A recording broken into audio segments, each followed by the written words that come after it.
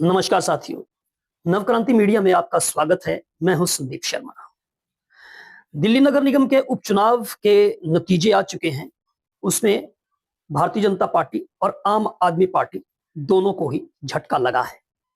दोनों को कैसे झटका लगा है ये मैं आपको बाद में बताऊंगा, लेकिन मैं आपको ये बता दूं कि आम आदमी पार्टी को एक और बड़ा झटका लगने वाला है। हालांकि आप कहेंगे कि आम आदमी पार्टी को उपचुनावों में किस तरह से झटका लगा, क्योंकि 12 सीटों पर उपचुनाव हुए। इन 12 सीटों में से भारतीय जनता पार्टी ने 7 सीटें जीती। आम आदमी पार्टी ने 3 सीटें जीती और एक निर्दलीय और एक कांग्रेस पार्टी के उम्मीदवार ने सीट जीती है, यानी कांग्रेस पार्टी का खाता खुला है। 12 में से कांग्रेस का कोई उम्मीदवार नहीं था। अब कांग्रेस की बात करें तो कांग्रेस को छोड़ दीजिए, अगर हम आम आदमी पार्टी और भारतीय जनता पार्टी दो दिल्ली की प्रमुख दलों की बात करें तो भारतीय जनता पार्टी को नुकसान उठाना पड़ा है 2 सीटों का, क्योंकि भारतीय जनता पार्टी के पास पिछले चुनावों में 9 सीटें थी। लेकिन दूसरी बड़ी बात यह है कि भारतीय जनता पार्टी ने इसमें से नुकसान ज्यादा खाया है, इस लिहाज से देखा जाए, क्योंकि 3 सीटों पर जो विधायक बने हैं, जो निगम पार्षद, वो तीनों सीटें ही भारतीय जनता पार्टी ने लूज कर दी हैं। संगम विहार से चंदन चौधरी भारतीय जनता पार्टी के निगम पार्षद थे, वो दिल्ली विधानसभा चुनाव में विधायक बन गए और संगम विहार की सीट भारतीय जनता पार्टी ने लूज कर दी। नारायणा आ जाइए, नारायणा में उमंग बजाज भारतीय जनता पार्टी के निगम पार्षद थे और इन उपचुनावों में उमंग बजाज जो नारायणा की सीट पर जो उपचुनाव हुए, वो सीट भी जो है भारतीय जनता पार्टी ने लूज कर दी। इसी तरह से मुंडका चले आइए तो यहां पर भारतीय जनता पार्टी के निगम पार्षद गजेंद्र दराल थे, वह सीट भी भारतीय जनता पार्टी ने इन उपचुनावों में हार चुकी है। इस तरह से देखा जाए तो ये 3 विधानसभा चुनावों में भारतीय जनता पार्टी को उपचुनावों में, दिल्ली नगर निगम के उपचुनावों में इन 3 सीटों पर जो है वो चोट पहुंची है। लेकिन मैं फिर भी कह रहा हूं कि आम आदमी पार्टी के पास पिछली मर्तबा 3 सीटें थी, इन 12 में से 3 सीटें जीतने के बावजूद भी आम आदमी पार्टी के लिए चिंता का सबब है, क्योंकि आम आदमी पार्टी को और भी झटका लगने जा रहा है और पार्टी जो दिल्ली के अंदर अब अपने अस्तित्व की लड़ाई लड़ रही है, उसके लिए ये संकेत जो है वो शुभ नहीं है। मैं इस लिहाज से कह रहा हूं क्योंकि आपने देखा कि अवध ओझा जो कि पटपड़गंज में मनीष सिसोदिया की जगह चुनाव लड़े, रवि नेगी के सामने हारे, उन्होंने पार्टी को छोड़ दिया है। वहीं राजेश गुप्ता जो कि 2 बार आम आदमी पार्टी के विधायक रहे, उन्होंने भी आम आदमी पार्टी को जो है टाटा बाय बाय कह दिया। वो भारतीय जनता पार्टी में भगवाधारी हो गए हैं। भारतीय जनता पार्टी में वो उन्होंने जब शामिल हुए तो खूब उनकी आंखों से गंगा यमुना बही और उन्होंने पार्टी की खूब निंदा की, पार्टी की नीतियों, किसी आंदोलन से निकली हुई पार्टी किस तरह से जो है वो एक गलत रास्ते पर चल पड़ी है, तमाम बातें कही है।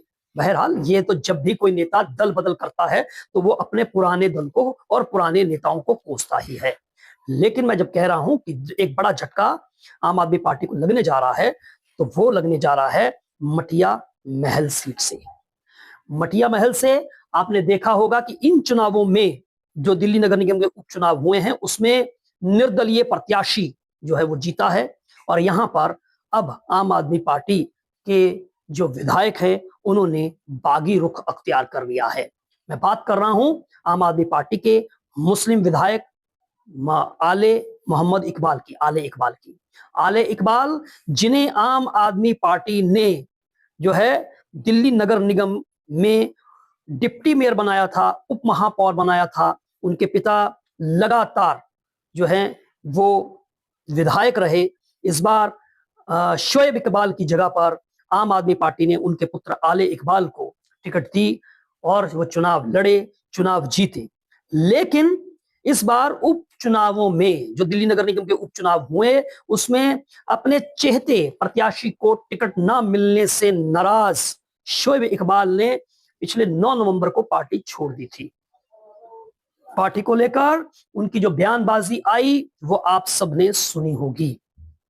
लेकिन अब उनके बेटे जो कि मटिया महल से विधायक हैं, अब वो भी बागी रुख अख्तियार कर चुके हैं। बागी रुख तो पहले ही अख्तियार कर चुके थे, क्योंकि पार्टी में वो शोएब इकबाल अपने पिता के साथ कंधे से कंधा मिलाकर जो प्रत्याशी इमरान हुसैन उन्होंने खड़ा किया था, उसके जो है समर्थन में जो है वो प्रचार करते हुए नजर आए। लेकिन अब सब कुछ बदलता नजर आ रहा है। सोशल मीडिया जो एक्स प्लेटफॉर्म है, ट्विटर है, उस पर जो अरविंद केजरीवाल के साथ उनकी लगी हुई तस्वीर थी, अब वो भी गायब हो चुकी है। और इसके साथ साथ जो झाड़ू का सिंबल है आम आदमी पार्टी का, अब वो भी गायब हो चुका है। यानी साफ है कि आले इकबाल पूरी तरह से अब अलग रास्ता अख्तियार कर चुके हैं। सोशल मीडिया प्लेटफॉर्म एक्स पर अब आले मोहम्मद इकबाल की प्रतिक्रिया भी देखिए। ये जीत मेरे इलाके के शेरों की है। साजिश करने वाले हार गए, हक की जीत हुई, बातिल की हार हुई। जो काम करने वाले थे वही जीत कर आए। शोएब इकबाल की मोहब्बत को सलाम। अहंकारी, पैसे वाले, शोहरत वाले, ताकतवर, सबके मुंह काले हो गए। शेर आ गया, अल्हम्दुलिल्लाह। अब सवाल यह है कि किसका मुंह काला हुआ है। सवाल यह है कि आम आदमी पार्टी जो है वो एक बिखराव की तरफ लगातार जा रही है, संकुचित हो रही है।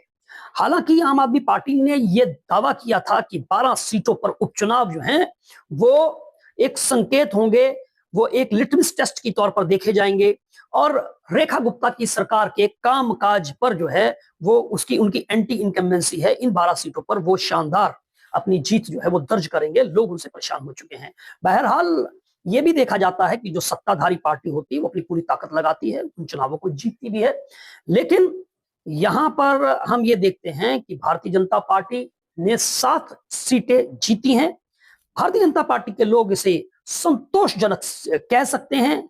और हमारी जैसा बात भी हुई, वो कह रहे हैं कि जिन सीटों पर हार हुई है हम उस पर जो है समीक्षा करेंगे। चांदनी चौक की सीट भारतीय जनता पार्टी के पास एक लंबे समय से नहीं थी, लेकिन इन उपचुनावों में भारतीय जनता पार्टी ने यह सीट जीत ली, क्योंकि यहां पर उन्होंने जिस प्रत्याशी सुमन गुप्ता को चुनावी मैदान में उतारा, वो एक पुराने निगम पार्षद भी रह चुके हैं, पुराने अनुभवी नेता हैं। उसका एक लाभ जाहिर है जरूर मिला है। लेकिन चिंता का विषय जो है भारतीय जनता पार्टी के लिए यह भी है, जैसा कि मैं कह चुका हूं, कि 3 विधायक जो बने हैं उन सीटों पर लूज कर देना ये भारतीय जनता पार्टी के लिए भी चिंता की घंटी है। वहीं कांग्रेस पार्टी ने एक सीट पर जो है, जिसमें उनकी कोई सीट नहीं थी, वो जीती है। उसमें इससे एक चीज तो है कि भारतीय जनता पार्टी के लिए बेशक झटका होगा, लेकिन आम आदमी पार्टी के लिए बड़ा झटका है। और जिस तरह से कांग्रेस का प्रत्याशी जीता है, तो आने वाले दिनों के अंदर ये रुझान बदल सकता है। हालांकि भारतीय जनता पार्टी ये चाह रही है कि कांग्रेस पार्टी दिल्ली की सियासत में जिंदा हो, तभी यहां पर ट्रायंगुलर होगा और उसका लाभ जो है आने वाले समय में भारतीय जनता पार्टी उठा पाएगी। लेकिन यहां पर यह गंभीर विषय है भारतीय जनता पार्टी के लिए भी कि आखिरकार जिन 3 सीटों पर उनके प्रत्याशियों ने विधानसभा चुनाव जीते हैं और पिछली मर्तबा वो निगम पार्षद चुनाव जीते थे, वो इस बार सीटें क्यों लूज हुई, क्यों उनसे छिटक गई हैं। हालांकि भारतीय जनता पार्टी का नेतृत्व कहता है कि इन चुनावों में जीत हार मायने नहीं रखती है, क्योंकि यहां पर स्थानीय मुद्दे जो हैं वो रहते हैं। इसे लिटमस टेस्ट के तौर पर नहीं देखना चाहिए, रेखा गुप्ता सरकार के कामकाज के तौर पर नहीं देखना चाहिए। आप इस पर अपनी क्या राय रखते हैं, हमें कमेंट बॉक्स में जरूर बताएं। चैनल को सब्सक्राइब नहीं किया है तो चैनल को सब्सक्राइब जरूर कर लीजिए। नमस्कार।